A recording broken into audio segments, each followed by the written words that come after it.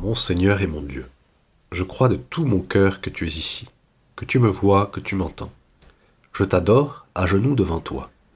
Je te demande le pardon de mes péchés et la grâce de faire avec profit ce moment de prière. Marie, ma mère immaculée, Saint Joseph et mon ange gardien, intercédez pour moi. Nous avons la chance aujourd'hui de lire dans l'Évangile un épisode très sympathique. L'épisode de la rencontre entre Zachée et Jésus. Un épisode bien connu, où nous nous souvenons que Zachée, qui est de petite de taille, bien essaye de profiter de la venue de Jésus pour croiser son regard, pour le voir, pour le contempler et se laisser transformer par lui. Alors comme Zachée est ingénieux, il compense sa petite taille par sa sagacité, par son intelligence, et il trouve un moyen, les moyens du bord, pour pouvoir voir le Seigneur. Et il monte sur un sycomore. Un petit peu comme lorsque passe le Tour de France dans nos villages, nous trouvons tous les moyens pour voir mieux les coureurs. Alors on monte sur les petits murets, on escalade des murs, on va aux fenêtres d'amis qui habitent pas très loin, et chacun y va de son truc pour pouvoir bien voir le Tour de France. Et je ne vous dis pas, quand c'est le pape qui passe, quelque part, sur la place Saint-Pierre, on joue des coudes pour pouvoir le contempler. Bien Zachée faisait un petit peu la même chose avec le Seigneur. Alors, il ne faut pas s'y tromper. On a l'impression, si nous restons à une lecture rapide de l'Évangile, que c'est Zachée qui fait tous les efforts, alors qu'en fait, c'est Jésus qui est venu à la rencontre de Zachée. Il est venu à la rencontre de Zachée non seulement parce que, Jésus, c'est le Fils de Dieu incarné, et donc qui est venu sur cette terre pour aller rencontrer les pécheurs. Alors, non seulement cela, mais en plus, il a décidé de traverser Jéricho. Il a décidé de traverser Jéricho, non pas pour gagner du temps, mais au contraire, pour perdre du temps, entre guillemets, avec les âmes, pour sauver les âmes. Quand on passe, nous, en voiture, près d'une ville, ce qu'on fait, c'est qu'on prend le périphérique et on évite la ville. Parce que entrer dans la ville, c'est se mettre dans les bouchons et dans la foule. Jésus, c'est exactement cela qu'il veut, parce qu'il est venu nous sauver. Et donc, en voyant notre Seigneur traverser la foule et se laisser toucher par tout le monde, se laisser presser par tous ces habitants de Jéricho, nous comprenons qu'il est passé dans cette foule pour voir les habitants de Jéricho et spécialement pour aller à la rencontre de Zachée. Parce que dès qu'il croise son regard, il lui dit « Zachée, j'ai l'envie de déjeuner chez toi aujourd'hui. Il faut que je déjeune chez toi. Il faut que j'aille dans ta maison. » Ce « il faut » est très important. C'est ce qu'il dit aussi quand il nous parle de sa passion. Il faut que je souffre la passion, la mort et la résurrection. C'est dans mes plans, depuis toujours.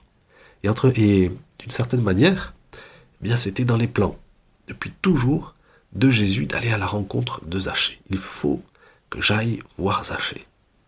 Extraordinaire de se dire que c'est toujours le Seigneur qui fait le premier pas et qui déverse en abondance sa grâce dans l'âme qui correspond à ce désir, à ce grand désir que le Seigneur a d'être avec nous, de demeurer chez nous.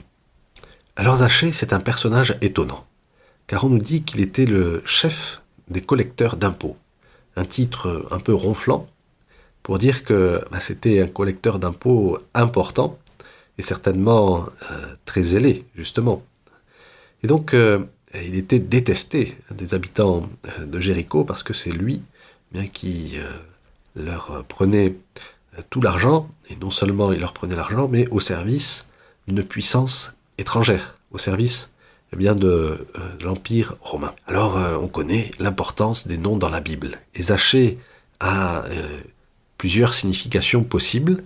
La première, ça serait une sorte de diminutif du nom de Zacharie. Donc, un diminutif un petit peu ironique pour dire qu'il s'agit là d'un petit Zacharie.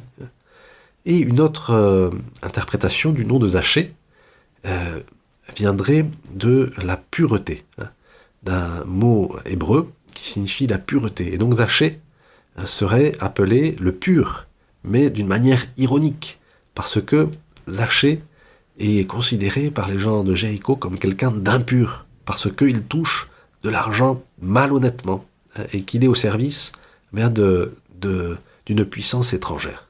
Donc Zachée, c'est le prototype de l'impur. Et donc, de manière ironique, on l'appelait le pur. Alors Seigneur, d'où vient cette impureté que, malheureusement, nous ressentons tous dans notre âme?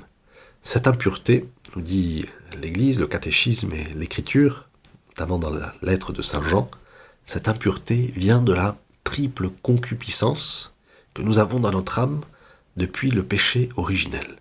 Cette triple concupiscence consiste en une concupiscence des yeux, une concupiscence de la chair, une concupiscence de l'orgueil de la vie. Concupiscence veut dire bouillir d'envie pour un bien. Bouillir d'envie pour un bien, mais d'une manière désordonnée. Donc, la concupiscence est souvent employée de manière péjorative. Mais il y aurait une bonne concupiscence de vouloir le bien suprême, toi Seigneur. Cette concupiscence, Zachée en est un petit peu l'incarnation.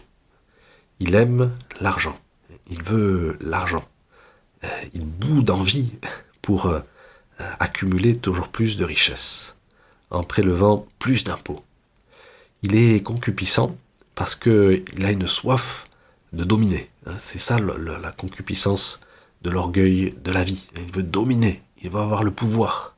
Et peut-être, mais nous ne savons pas vraiment, qu'il est concupiscent par un désordre dans sa chair. Et peut-être c'est cela aussi qui choque quand le Seigneur déjeune chez Zachée avec plein d'autres pécheurs, des gens infréquentables, et peut-être des gens impurs à ce niveau-là aussi. Alors comment Zachée a-t-il réussi à dominer sa concupiscence et remettre de l'ordre dans ses désirs? Eh bien, c'est un verbe qui revient 2 fois, qui nous met sur la piste. On dit que Zachée cherchait à voir Jésus. Et une fois qu'il est sur l'arbre, eh bien, c'était pour voir Jésus, répète l'évangéliste. Et le Seigneur, eh bien, lève les yeux, et enfin, eh bien, ce regard réciproque, cette vue plongeante d'une âme dans l'autre, a pu s'opérer. Alors Seigneur, pour récupérer cette pureté originelle que nous avons tous dans notre cœur, cette immaculée de notre âme, eh bien, nous devons avoir un désir ardent de te voir, de te contempler. Et c'est pourquoi Zachée s'est converti. C'est simplement parce qu'il a réussi, il a mis tous ses efforts, toute son intelligence au service de la contemplation du Seigneur, vers ce croisement de regards qui a changé sa vie puisqu'il s'engage ensuite à rembourser tout le monde et à changer de vie. Seigneur, Zachée, c'est un peu l'incarnation de cette béatitude que tu nous avais enseignée. Heureux les cœurs purs, car ils verront Dieu. Heureux les cœurs purs, car ils verront Dieu. Et cette béatitude marche aussi à l'envers. Heureux ceux qui voient Dieu, car ils seront purs. Seigneur, pour récupérer cette pureté, pour grandir en pureté, je te le dis aujourd'hui, je vais essayer de te regarder, de te voir, de te contempler dans toutes mes activités. Je vais essayer de te contempler dans le regard de mes amis, de mes frères et sœurs, de ces passants que je verrai dans la rue, de ces collègues qui parfois me pèsent un petit peu. Tu es là, et je vais faire tout pour m'élever sur ce petit sycomore et te contempler. Sous les diverses couches de sa concupiscence, Zachée a réussi à souffler sur les braises de sa pureté, sur les braises originelles de la pureté de son cœur, et tout cela a fait flamber les mauvais plis de son cœur qui était devenu concupiscent, mais qui, à l'origine, était à l'image et à la ressemblance de Dieu. Nous pouvons finir ces 10 minutes avec Jésus avec une prière. la prière du bienheureux Marie-Eugène de l'Enfant Jésus, qui reflète bien ce qui se passait peut-être dans l'âme de Zachée ce jour où Jésus est passé à Jéricho. Je veux voir Dieu, je veux contempler mon Sauveur, je veux puiser à sa lumière la joie infinie de mon cœur. Dieu vivant, Dieu Trinité, tu demeures en moi, viens y faire rayonner ta gloire. Source infinie de bonté, fontaine de joie, toi seul peux me rassasier, Seigneur. Tout mon être te désire et mon cœur gémit. Quand pourrai-je contempler ta face? Par ma foi et mon amour, je m'ouvre à ta grâce, que ta volonté se fasse en moi. Je veux voir Dieu, je veux contempler mon Sauveur, je veux puiser à sa lumière la joie infinie de mon cœur.